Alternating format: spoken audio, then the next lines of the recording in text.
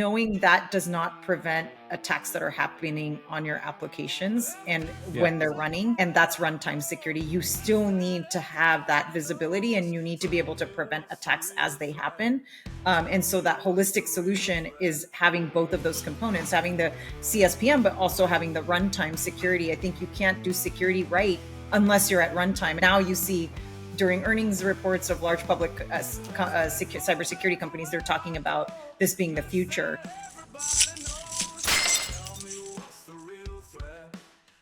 Welcome back to Threats, Pitfalls, and Risk Myths. My name's Nate Lee. I'm your host. And today, I'm very excited to be joined by Rinki Sethi. She's one of the most respected voices in the cybersecurity industry, and she is a true triple threat who spent more than 2 decades in the industry shaping the field. She has led security as the CISO of places you might have heard of, such as Twitter, Rubrik, Bill.com. She served on multiple boards. She co-founded Lockstep Ventures, where they're investing in early-stage cybersecurity companies. And now she's stepping into a new role as the Chief Security and Strategy Officer at Upwind Security. We're going to talk about how runtime security is reshaping the cloud, why identity and AI agents are about to converge, and we're going to talk about how Rinki sees the future of cyber innovation playing out across everything from GRC to red teaming. She's going to share with us what makes for great board conversations and what CISOs sometimes get wrong when they're presenting metrics that don't actually matter. It's going to be a fast, fascinating conversation with one of the sharpest minds in the industry, so let's dive in. Well, thanks everybody for joining. Welcome back to Threats, Pitfalls, and Risk Myths. Today, I'm joined by Rinki Sethi. She's got so many hats now. I think at this point, I was a bit blown away. I think you're doing board member seats. You're doing CISO work still. You're also the founding partner at a new VC firm. So I was having a little bit of a hard time keeping track of all the different things you're doing. But thank you so much for joining us. Nate, it's a pleasure to be here. Thanks for having me. Great. And so, I mean, can you talk a little bit about some of these things that you're working on? I mean, I think there's also maybe a little bit about your background, because you've had a lot of really, really interesting roles that I assume influence a lot of the stuff that you're working on now. For sure. I born, raised in the Bay Area, still live here, been in cyber for 22 years now, which is insane because it was funny. I was talking to somebody the other day and they were like, I followed the more traditional path in cyber. I kind of started as an IT systems engineer and then moved into security. And it was funny for me to realize that I didn't have a traditional path by starting in cybersecurity in my career. But I actually, day one was cybersecurity for me. I worked at a utility company, Pacific Gas and Electric, then went to Walmart, eBay, Intuit, Palo Alto Networks, did a short stint at IBM, and then took on my first CISO job at Rubrik pre-pandemic. And I was their first security hire into the team, helped them build out their team globally as we were getting ready for IPO. Unfortunately, the pandemic hit, their IPO plan scaled back. I took on my second CISO job at Twitter, a third one at Bill.com, where I was CISO CIO the last 3 years, and then took a complete flip and joined a Series A startup company, Upwind Security, as Chief Security Officer, doing a bunch of different things, running security and IT, and just helping them build out the company. So it's been a massive change, and maybe we'll get into that later. But also last year, I love the innovation that happens in the cybersecurity ecosystem. Have been working for with founders with my entire career, advising, angel investing in them. Another CISO and I were like, who we've worked together forever. We were like, why don't we start a proper VC fund? And so we started Lockstep last year. It's a cybersecurity focused fund, and we invest in cybersecurity companies. We've done 9 investments so far out of the fund. And so doing that, and then as you mentioned, sitting on a couple boards as well, which is really fulfilling for me. Just keeping busy, I could see. I mean, and I think one of the interesting things is that you've gone from like doing security work and then to running security programs. But now also it looks like the CISO role you have at Upwind, the S is sort of a dual purpose S in that you're also Chief Strategy Officer there. Yeah, it's so interesting. So it's funny to think that I'm not part of the founding team at Upwind, because I met Amiram when he had just started his journey in creating Upwind, and it was such a small company. And the idea around runtime security and the philosophy they were driving really spoke to me at the time. This is before everybody was talking about that. And I followed them. I ended up becoming a customer. I never thought I'd join the company itself. And so I joined not knowing what my role was going to be when Amiram's like, you got to come and help me build. And so obviously I run security and IT. We're starting to build out a robust organization there, but also run marketing and run the field CISO program and just kind of working closely with Amiram, like, because here we are, we understand the customer so well. I Yeah, am the yeah. customer. And so bringing that voice inside while getting to build a bunch of other things, it's been amazing. Yeah, and okay, so that's extra non-traditional is that you're running marketing as well. I didn't realize that. That's very cool. And I mean, for people, because like you said, I think like the runtime security piece is fairly new. So for people who don't know necessarily where that fits in, because we have like the CSPM and CNAP and I don't know, probably several other acronyms that start with C that I have no clue what they mean. Like, where does runtime security fit into all of that? Yeah, the easiest way for me to describe runtime, and it had to be described to me this way so that I understood it as well. It's like we've been focused so much on cloud security posture management, Hmm. making sure that our configurations are right, and when they're not, we know about it. And that's really important, and we have to do that for compliance, regulation, and just to be secure. But knowing that does not prevent attacks that are happening on your applications and Yeah. when they're running. And that's runtime security. You still need to have that visibility and you need to be able to prevent attacks as they happen. And so that holistic solution is having both of those components, having the CSPM, but also having the runtime security. I think you can't do security right unless you're at runtime. And now you see during earnings reports of large public cybersecurity companies, they're talking about this being the future. And the interesting thing is, like, we went through this on the endpoint security side. Remember when we moved Yep. from Yeah. like antivirus and signature-based detection to then we understood it's really important to be at runtime. And so we went through this evolution, and I think cloud is going through that evolution today. Yeah, and some of that, it feels like it gets to the like trying to prevent stuff, and then at some point realizing, well, we can't prevent everything. So how do we detect the things that are happening when they happen? Because then it becomes about resilience and reducing blast radius and things like that. Is it something that is now showing up more? Is that because there's new capabilities that we could do we couldn't do before, or is it due to a change in threats, and that's sort of why we have to do this? I think there's a maturity, maybe it's a combination of things. Hmm. One, having like building people don't in order to do like really good runtime security, you can do it in an agentless way, but you really do need to have sensors in your infrastructure. Every Yeah. time somebody talks about having agents, everybody, like your engineering teams or security teams, are like, oh my gosh, we don't want to get into that argument around like having to have more agents in our infrastructure. And so like building agents that are like super sleek, I think that takes really good engineering. And I think there's some amazing now, like, that's one of Upwind's specialties is having really lightweight, non-intrusive agents that can be at runtime. And then I think there's this maturity too. Like when you think about, okay, I think it's only like, I heard a number the other day. I think it's like 27% of workloads are in the cloud. So like, there's still a long journey that people are going through and moving It's to the crazy cloud. that number is so low. It seems like, Right? being out here in the Bay, everything's in the cloud, but you forget Yeah. that the rest of the world isn't necessarily there. That's right. And even companies you would think are cloud native, some of them are not. And so it's like they're still going through this journey. And then when you go to cloud, you're like, what's the first thing you're thinking about? It's like CSPM.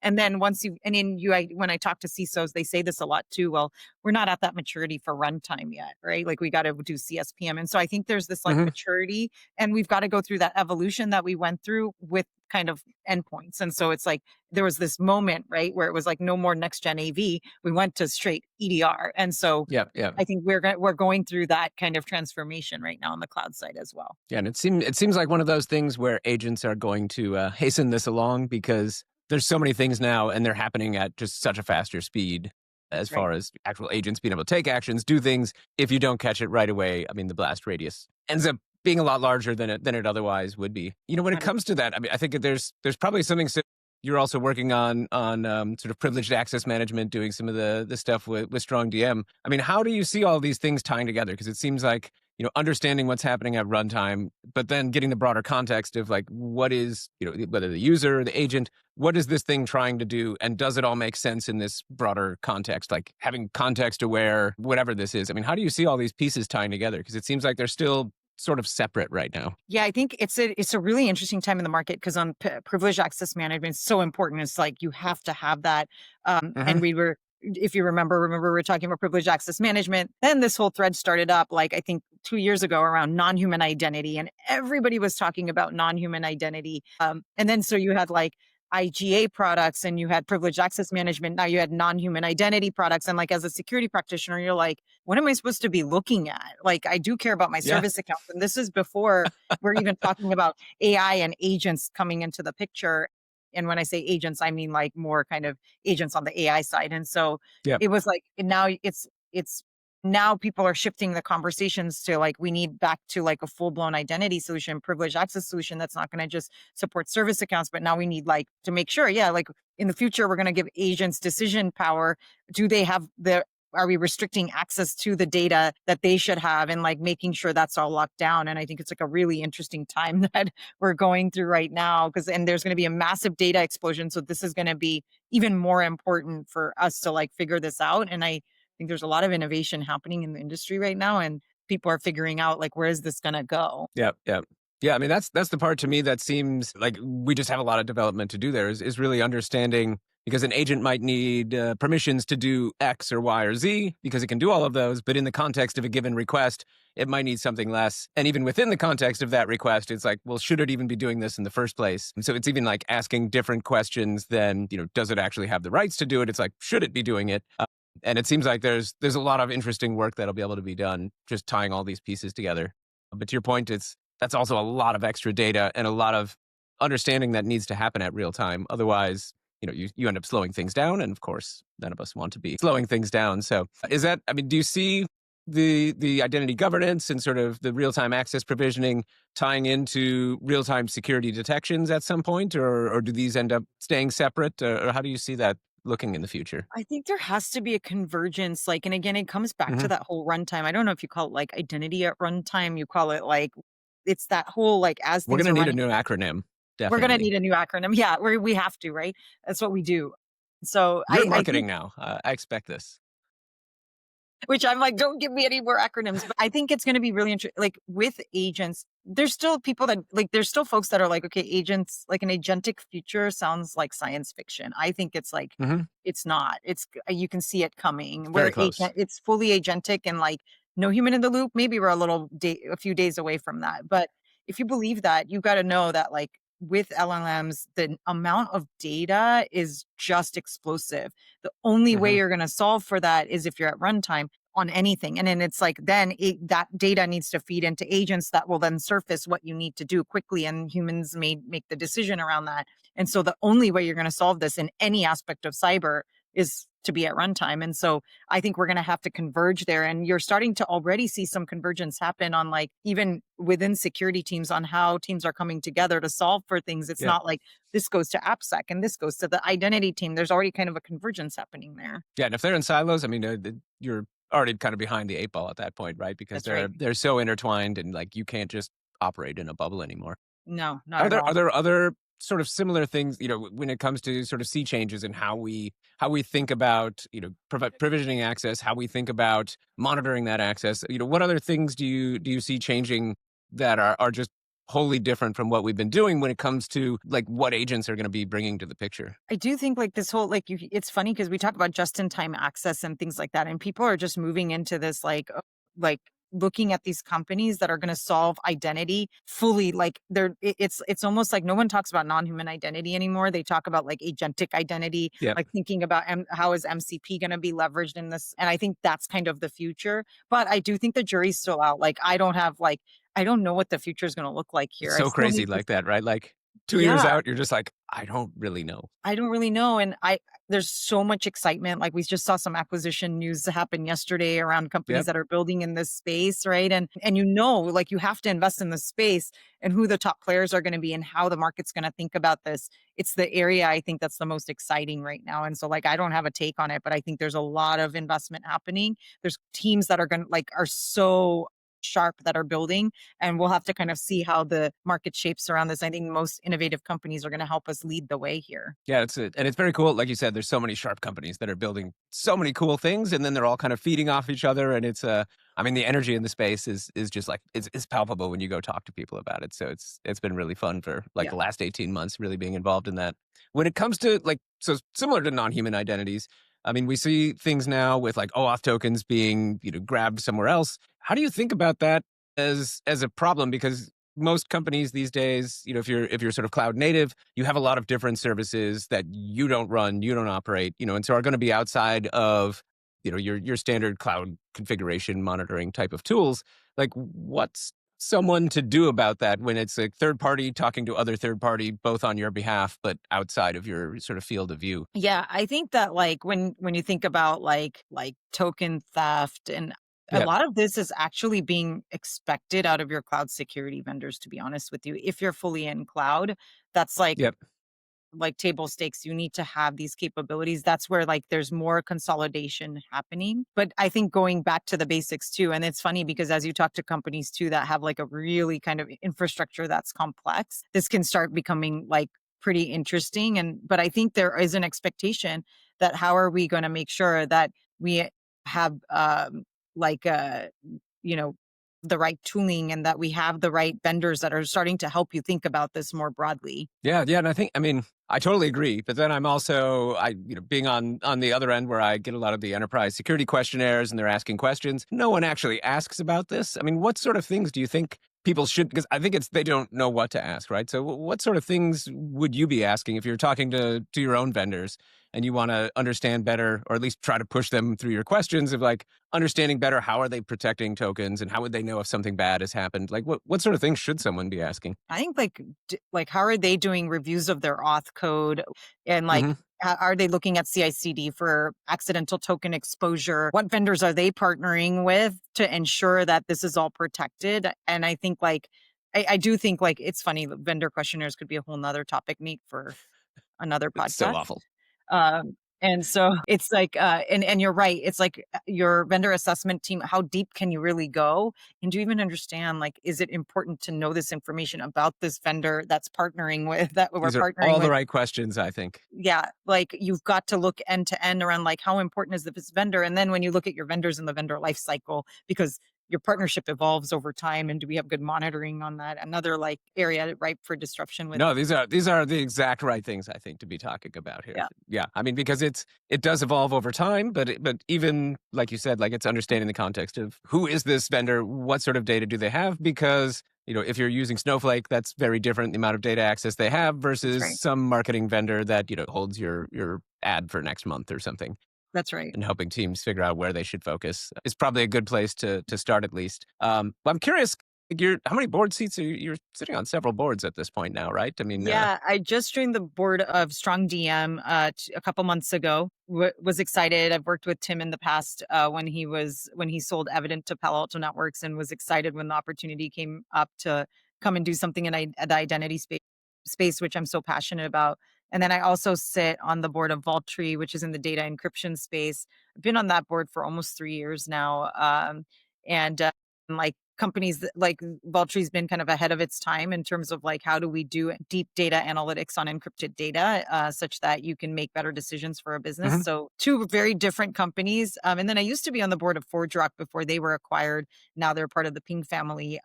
And so that was another one that's a really kind of interesting one. And it's been amazing to be on these boards. It's actually made me a better practitioner. I'm sure. Well, seeing sort of the other side of the fence, because I think for most people in security, especially for CISOs, it's like the board is this mysterious thing you're presenting to, and what do they actually want to see? And so I was curious because you have that insight on both sides. Are there proper like because it's usually you have people sharing metrics or trends or whatever up to the board from the security perspective. Are there maybe properties that good metrics have in common that security teams provide to you when you're on the board that influence the board more when it comes to how they perceive the overall program, and it just influences how they're thinking about things? Like what makes for a good metric that gets shared upwards? For sure. Getting agreement and alignment with your board on what metrics are important to see, which includes their opinion on things, but also our opinion as CISOs on what those metrics should be. We want to insert like, this is what's important that Hmm. you should be looking at.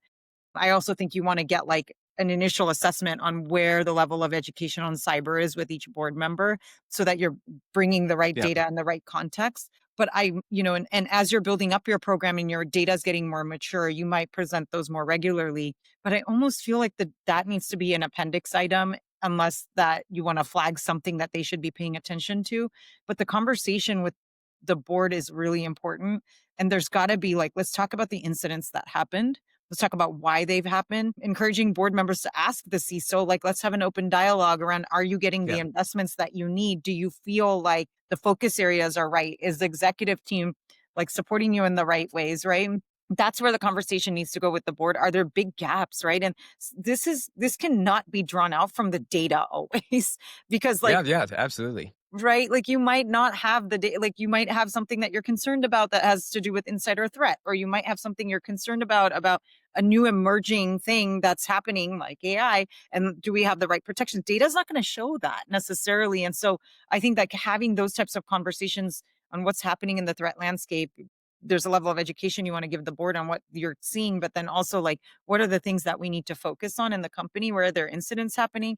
That's the most important thing. And I Yeah. think a lot of times it's just like, let's just put these data slides, report to the audit committee and like go. And I think if you wanted to have a true conversation, it's got to be around the things that I just shared. Yeah, and that's, I mean, I only know what I've been doing, but, I assume just from seeing other conversations on LinkedIn and hearing other people talk that's kind of the feeling I got. And I mean, are there things that you see where it's like, you've seen commonalities of like things that security teams assume the boards care about, but the board really doesn't? And then the other way where, there's something that the board cares about, but like they really shouldn't be worried about. Like are there two? I'm assuming there's many misconceptions, but are there ones that stand out to you? Yeah, I think it's so funny because as I was building out programs at different companies, the board really cared about vulnerability data or security operations, Mhm. seeing kind of the types of incidents and things. And then as we were building that out, it was super interesting. They wanted to see that you had the capability to do that. And then once you were reporting on it every quarter in a consistent manner, it was almost like, this is boring. Let's like get into the juicy stuff, right?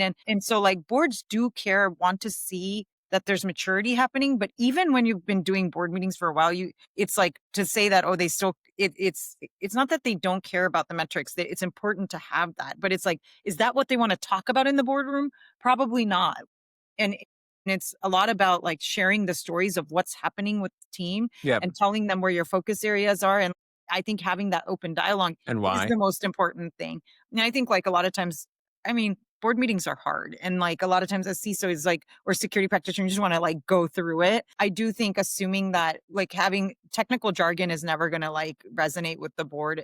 I think keeping the conversations at the higher level, but also assuming that they don't want to talk about anything technical is also not right. So I do think that framing, like today we're going to do a deep dive into our zero trust journey. And like, this is why it's important for you all to understand that and then keeping it at the right level. So I think that you might want to bring certain things to the board.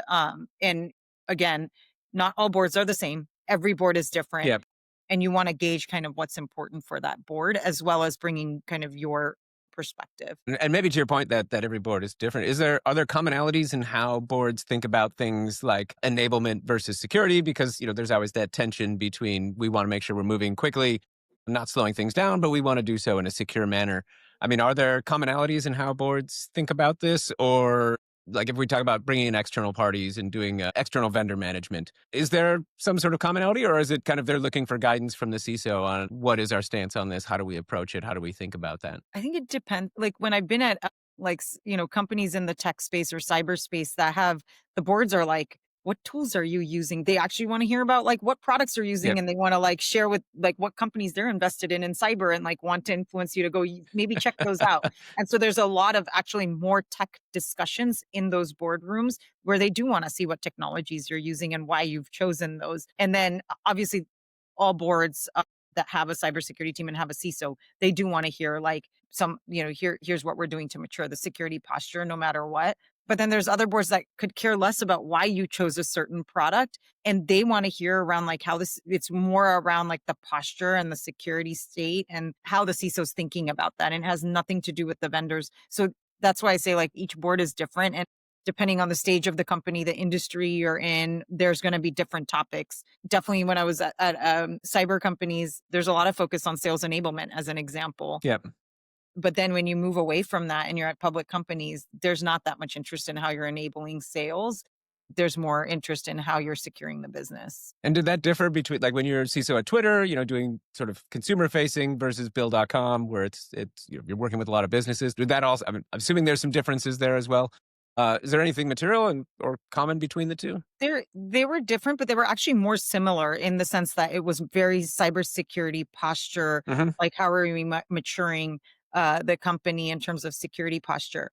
The big difference was I won't go into details around it, but you can imagine I joined Twitter after a massive security breach that they had. And so the conversations at the board level were a lot around accountability on what we needed to do to improve security so that that didn't happen again and how we were reducing risks aggressively, right? So very different conversation again if it's like Yep. Yep. after a breach and then it's Bill there was we were maturing the program and so it was a exciting time to go and say like here we're going for like how do we show that now that we have data in the security program now I can show you dashboards and things like that on week to week consistent or sorry quarter to quarter consistently on how we're driving down vulnerabilities within SLA and all of those things to the point where we could get more around the storytelling things that were here's an incident that happened and here's how like what we're doing to go and tighten things up from a tooling perspective from a process standpoint then we'd have really deep dialogues and the board would engage and ask a lot of questions around those things and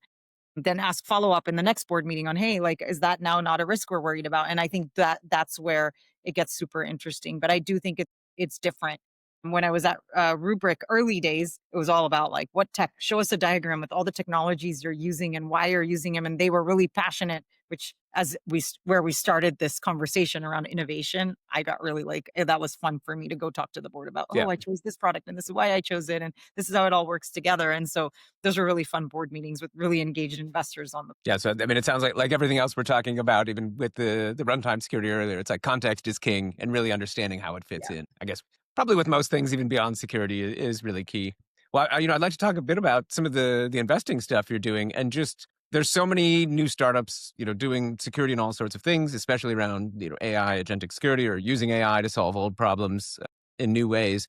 I'm curious, when you're hearing someone's pitch, you have some short amount of time to do that. I mean, what sort of things do you look for that separates, as you're looking at new tools, what separates hype from signal? Obviously, a lot of them are still building, their early stage. How do you sort of recognize like, hey, there's something here? I mean, I'm assuming something with the founding team being strong, but beyond that, how do you evaluate their vision and what they're building? And does this make sense for the future? Yeah, I think like, and I know you're looking for more than this, so I'll go into it. But like at Lockstep, we're investing in really early stage cyber. So it's like mostly pre-seed, seed, maybe some Hmm. series A. And when you're thinking about pre-seed seed, I mean, we've made investments in several companies where it's the idea and the vision they have they may pivot from it completely and go build something Yep. else. That's why like founder conviction is like so important that are these founders the right founders to build in the space that they're talking about? And if they were to pivot, would we still have as much conviction in them? And I think that's so important. I think sometimes pivoting is also a strength, right? That you like decide you're going to go somewhere else because you're listening and you're curious about you're falling in love with the problem more than the solution.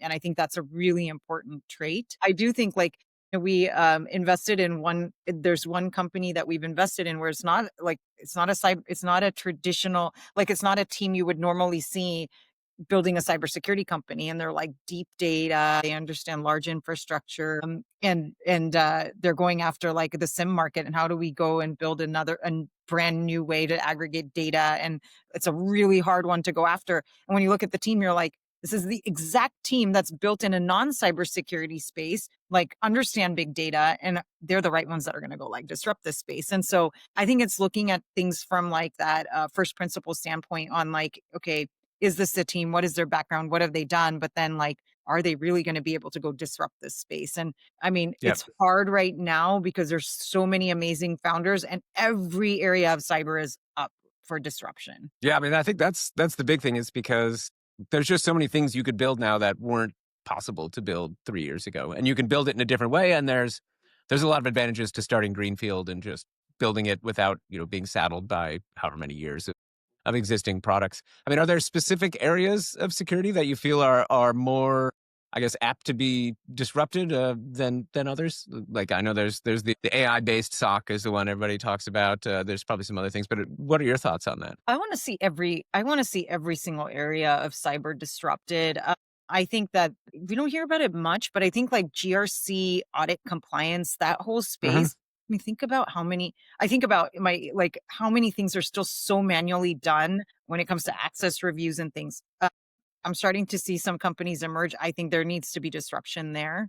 I won't mention SOC, but SOC, we're seeing companies thriving right now. And how do you empower security operations teams with AI? I think that even things like EDR, like I think there's an opportunity there. Like I think people might say like, oh, it's just like a space that's taken. Identity. When I talk about identity, I'm talking even like how we do single sign-on and things like that, which have become more of a like an IT product. But I think that's one. Even IT service management. I just think like every single area is ripe for disruption. And I've seen companies like in all these areas, and it's super interesting. Yeah, and likewise. I mean, I think it's now just a rethinking of, well, we had stuff and it was automated, but it still required humans to make decisions here, here, here, here. And there's just a lot of those things where like, well, actually we don't need humans to make those decisions anymore. They can just sort of review it at some point in time.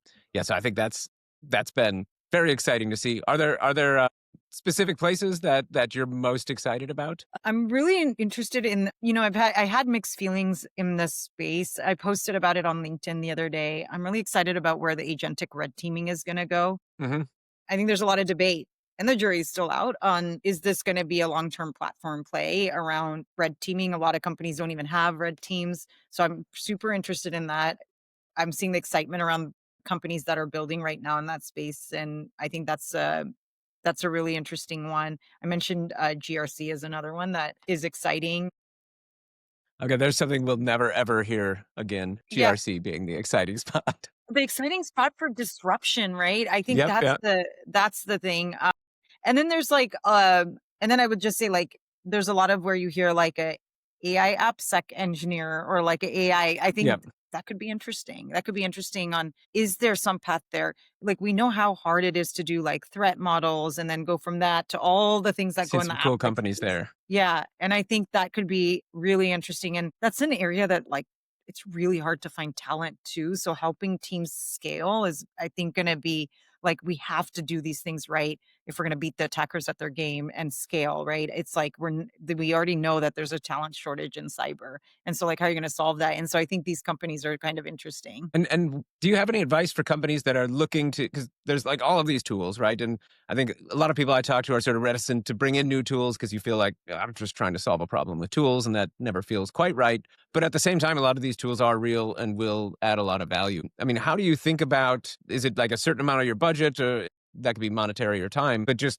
how much should you be investing in these sort of emerging tools and sort of new things versus, just doubling down on the basics and getting your bread and butter nailed down? I think it's really important. Like I'll separate time and budget because on the time piece, and I've like Nate, I've been a believer of this my entire career. Like, and I don't know why, to be honest with you. Since day one, 22 years ago, I would get really excited about new cybersecurity companies that were coming, even Hmm. if I was happy with my one that was there. And I had this like anxiety, I guess, inside me that if I didn't meet with all these folks, I would be left behind and I wouldn't know what's happening in the market. And It I'd seems like become it's worked really, out well for you so far. So I I think that hope was a so. good Like, decision. I just had this thing that I'm going to become stale. And so at that point, I wasn't thinking about it from an investor or like any of that stuff. I was thinking about it as like just being a good employee means you need to know what's out there and be able to Yep. talk about all of it.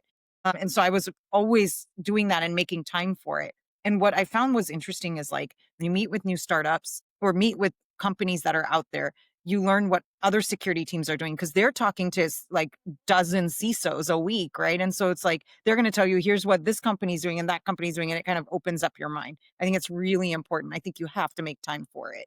And that's how you understand like how the Hmm. industry is changing, what it's shaping, what innovation is out there, and if you could do things better in your program. On like, I think from a budget standpoint, right now it's I would the best word I can use is weird, like a weird time for security practitioners because everybody's like, you should be able to be more efficient with AI. And so like, how do you use your existing budget to scale? And so you could say in some ways people are like hunkering down on what they have and I don't have the people to make a change right now. And so I'm just going to have to stick with what I have. And others are saying, are there companies that are going to help me get more efficient in some way such that I can now free up some budget to use in a different Yeah. way. And so I think it's like a really interesting time on that budget piece of it.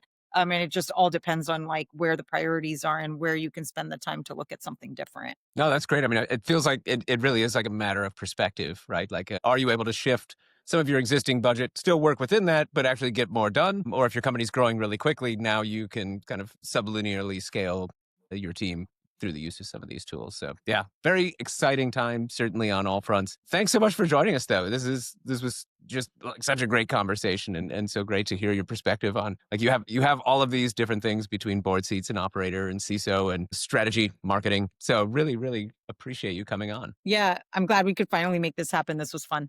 Thanks, Nate. Great. Well, thanks, everybody. Thanks for listening to the TPRM podcast. If you enjoyed this conversation, make sure to subscribe and share it with a colleague.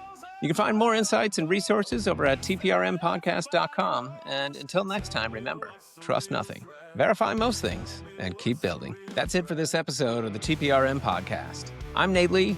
Thanks for joining me and my guest today. If you found this conversation valuable, please subscribe on your favorite podcast app, leave us a review, and share the episode with your peers and colleagues. For more resources and insights on building business-aligned security programs and managing vendor security, visit tprmpodcast.com and connect with me on LinkedIn. We'll see you next time.